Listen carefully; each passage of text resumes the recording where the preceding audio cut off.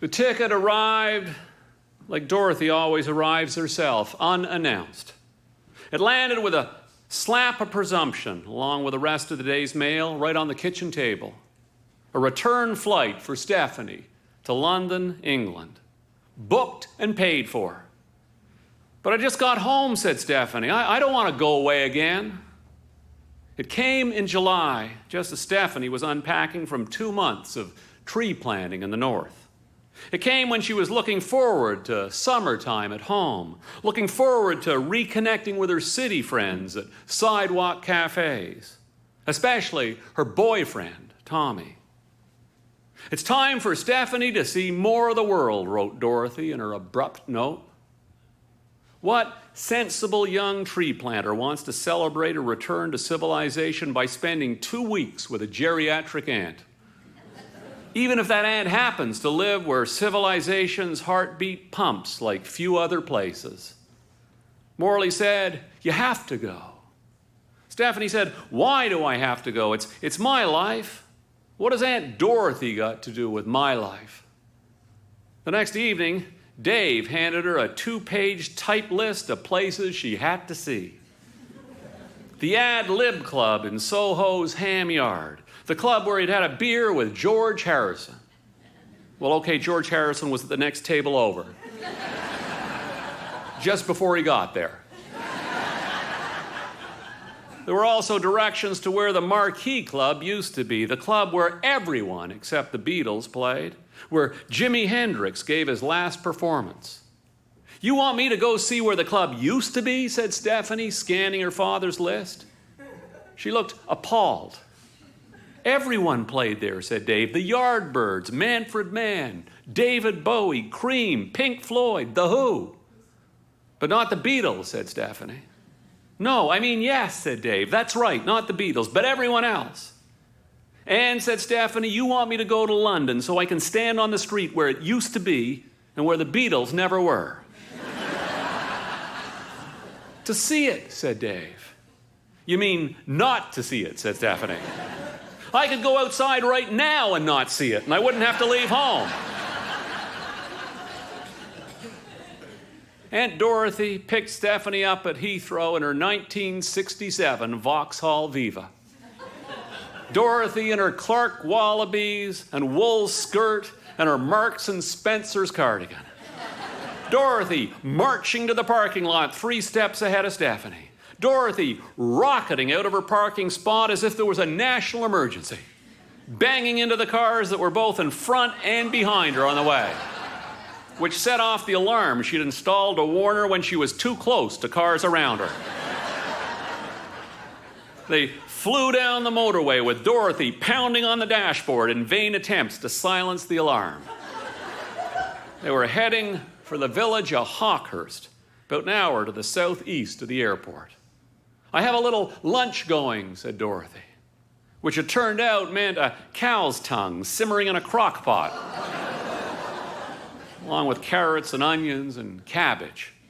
Stephanie's first text message to Tommy was frantic. It looked like a tongue. It tasted like a tongue.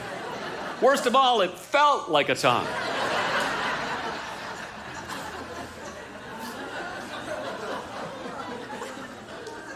Tommy texted her right back, one word, sweet.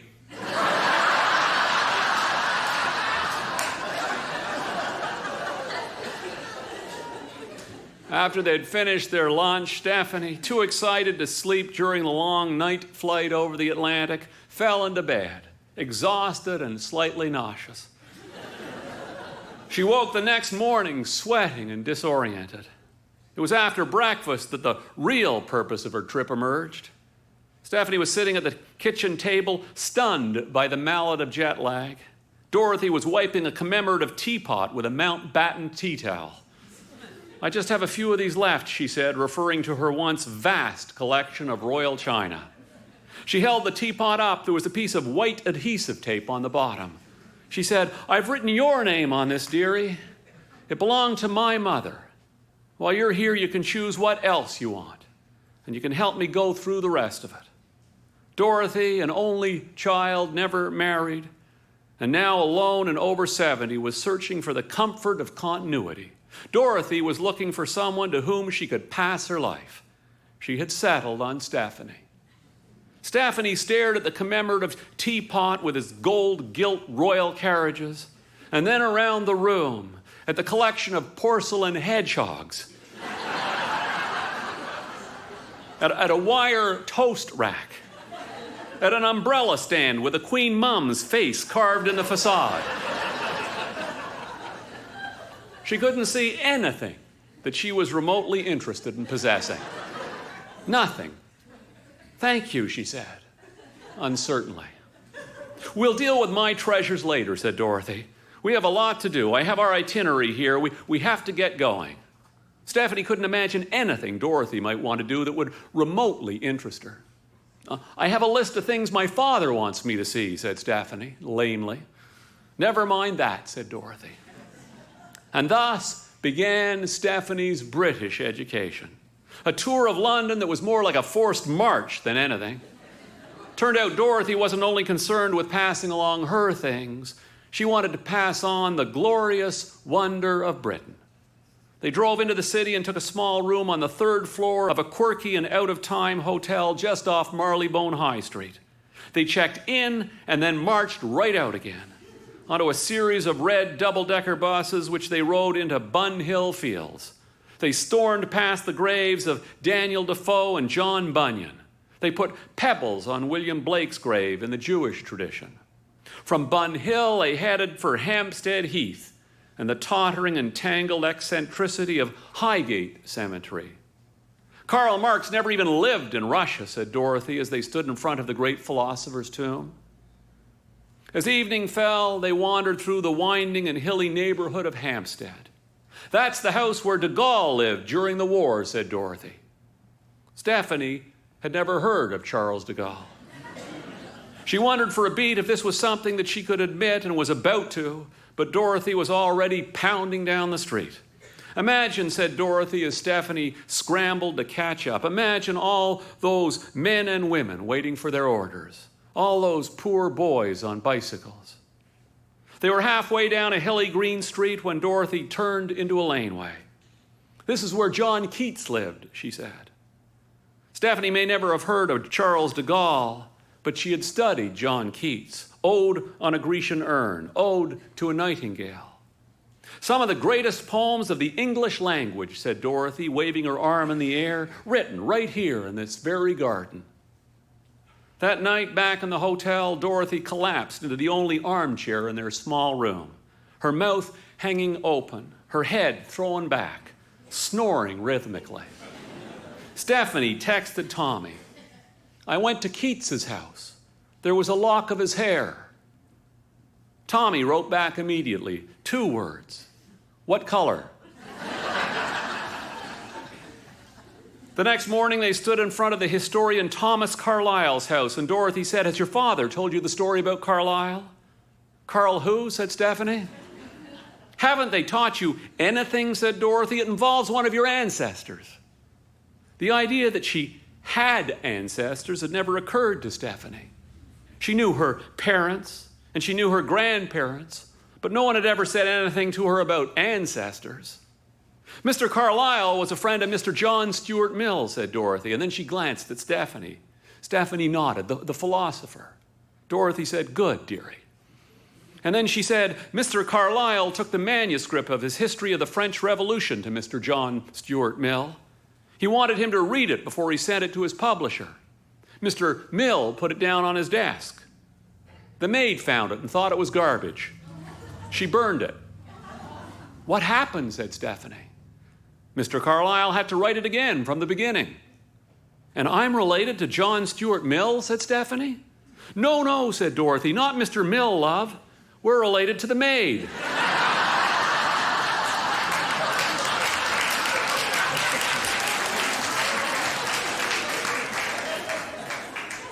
They walked, and they walked, and everywhere they went, there was something to see and something to do. This is where Lord Byron was born. This is the church where Graham Greene used to confess adultery. "Would you like to go in and light a candle?" asked Dorothy.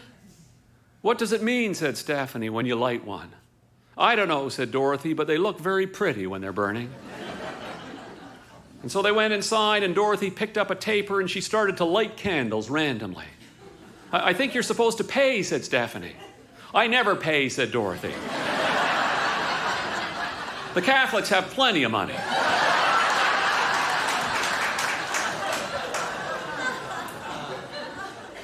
They went to Westminster Abbey, and they saw the graves of kings and poets.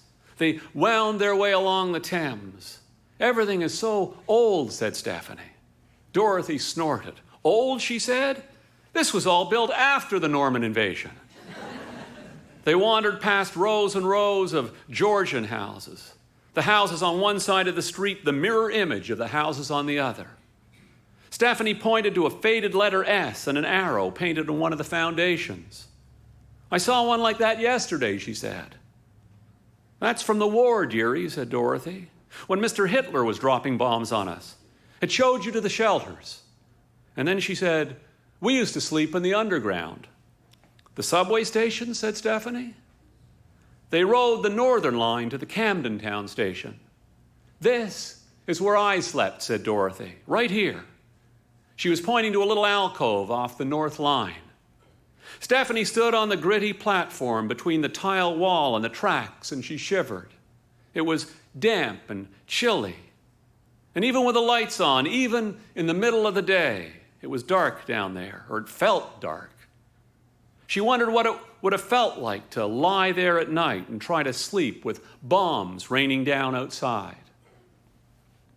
Mother was working at the hospital, said Dorothy. My job was to come in the afternoon and save a spot. How old were you, said Stephanie. Oh, I don't know, said Dorothy, turning to go. It was a long time ago. I was just a little girl, maybe 7. Where was your father? Father went to the war, said Dorothy, but I don't know where. He didn't come back, so I never asked him. She looked at her watch. Oh dear, she said, we have to get up to Kensington Gardens and pay our respect to Prince Albert. On their way to see Prince Albert, they stopped and they paid their respects to George Orwell, and later in Trafalgar Square to Charles I. They bought a bag of chestnuts. Now this, said Dorothy, digging into the bag, this is my favorite statue. They sat and they stared at it, and as they sat, Dorothy finished the last chestnut, scrunched the paper bag up, and dropped it on the ground. It's been here since 1675, said Dorothy, licking her fingers. Stephanie waited until Dorothy wasn't looking, and she bent down quickly and picked up the chestnut bag. I come every January, said Dorothy, for the wreath laying. On his birthday, asked Stephanie, pocketing the paper bag. His execution day, said Dorothy, marching off. The days passed in a whirl. They were up early. They went to bed late. Dorothy never stopped moving. They walked through parks and gardens. They sat in squares. They waited out rain showers in bookshops. They bought light lunches at little fruit markets.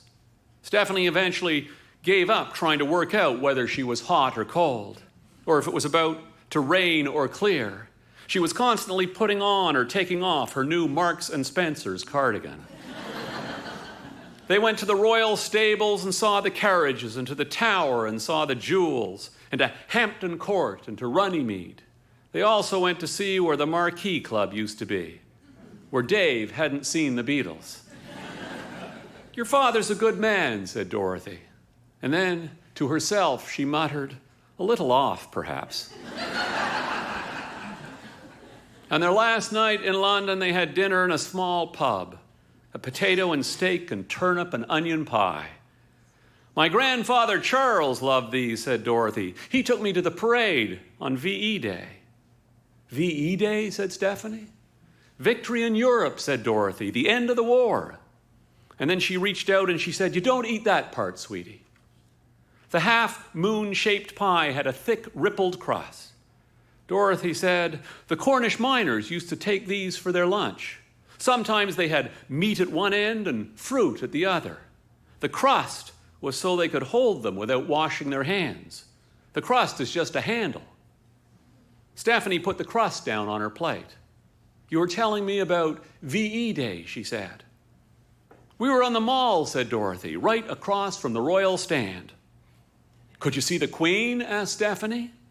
You mean the King, said Dorothy. We could see him very easily. And Mr. Churchill, too. We got there at 3 a.m. We had a thermos of tea. We sat on the curb drinking tea and eating oatcakes. By the time the bands came, the crowd was so big you were just moved along with them. It was like swimming in the ocean. I was swept away by the crowd and I lost my grandfather. Were you scared? Oh no, it was the end of the war, love. Everyone was so happy. Dorothy reached across the table and picked the pie crust off Stephanie's plate. Are you finished with this? She said.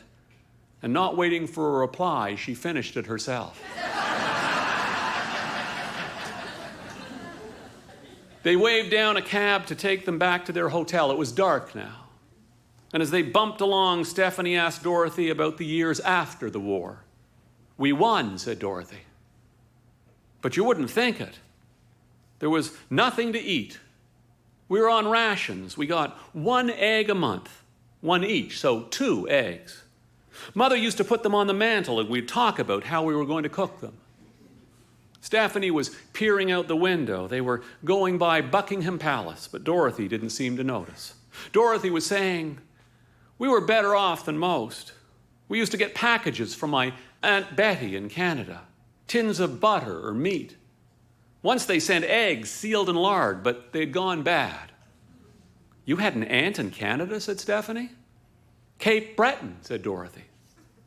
That's where my grandmother lives, said Stephanie, staring across the dark cab. Your grandmother, Margaret, said Dorothy. How did you know, said Stephanie. Because Margaret's my cousin, said Dorothy, as if this was the most obvious thing in the world. Stephanie looked dumbstruck. She said, that means we are related. Dorothy snorted. I mean, closely, said Stephanie. The taxi had pulled up in front of their hotel. Stephanie stood on the street while Dorothy paid the driver. Stephanie's head was spinning. She called Dorothy her aunt, but she knew Dorothy wasn't really her aunt. She knew there was some connection, but she always thought it was distant and dubious.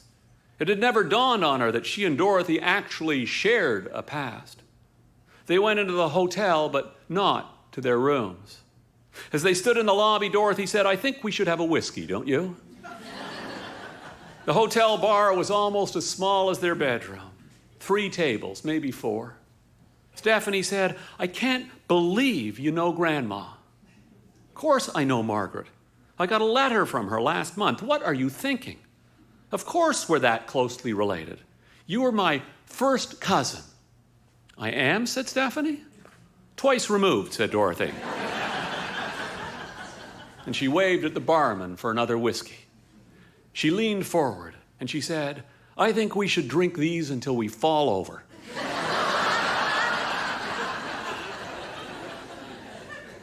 Stephanie felt a big wave of emotion wash over her. She thought she was going to cry for a moment. She didn't want to cry. So instead of crying, she picked up her drink and she said, you were telling me about after the war. Oh yes, said Dorothy, I was going to tell you how gray everything was. Mother used to wash my clothes in the sink and it used to turn the water black. Stephanie frowned. It was the coal dust, dearie, said Dorothy. It was everywhere. Even your underwear made the water black. Did they ever tell you about the fogs? Stephanie shook her head. No one had told her about the fogs. Dorothy sighed. Dorothy said, I have to do everything in this family. It was 1952, said Dorothy, the coldest winter we ever had. The fog came at night. It was so thick. I remember one night, Ellen MacDonald came for supper. When it was time for her to go and my mother opened the door, Ellen stepped outside and she was completely swallowed by it. She just took one step and she disappeared. You have no idea, love. You've never seen anything like it. I was afraid Ellen wouldn't be able to find her way home. It lasted for 4 days. Later, we learned it was from all the coal fires and it was toxic. But we didn't know then. And people were so cold, they kept burning their fires. No one knew. And then people started to die. That's how Charles died. My great-grandfather, said Stephanie. Great-great-grandfather, said Dorothy. He went to the hospital. He had to walk because you couldn't see to drive. If you were driving, you had to have someone walking in front of you. The hospitals were full. They sent him home. He turned blue. It's true, said Dorothy. I was your age. I saw it. Stephanie flew home 2 days later. She sat in a window seat with a porcelain hedgehog in her lap. That night in the hotel bar, Stephanie asked Dorothy to put her name on the entire hedgehog collection. Dorothy made her take one home. She stared out the window the whole way. She didn't watch the movie, and she didn't say a word to the man in the seat beside her. An uncommon melancholy had settled upon her, like a sorrow from long ago. It was the oddest feeling, as if there was something she was supposed to remember. About 4 hours into the flight, the pilot announced they were flying over Cape Breton. She was full of questions. Where would she be today if her great-great-grandmother hadn't gone to Cape Breton? What if she'd gone to Australia instead, or South Africa? And Charles, who had turned blue and died of fog. She wished she could meet Charles. She felt if they could meet in that little hotel bar, there was something important that he'd tell her. She'd never thought about the web of influences spinning around her, the long line of connective tissue. The bigness of it all diminished her and filled her with a sense of wonder at the same time. For the first time, she felt a connection and responsibility to other generations, those who had been, those yet coming. When the plane touched down, she handed her hedgehog to the man in the seat beside her. As they taxied towards the terminal, she pulled her sweater off and wrapped it carefully around the hedgehog and then gently tucked it into her knapsack. It's very old, she said to the man beside her. It used to belong to my great-great-aunt, 3 times removed. Thank you very much.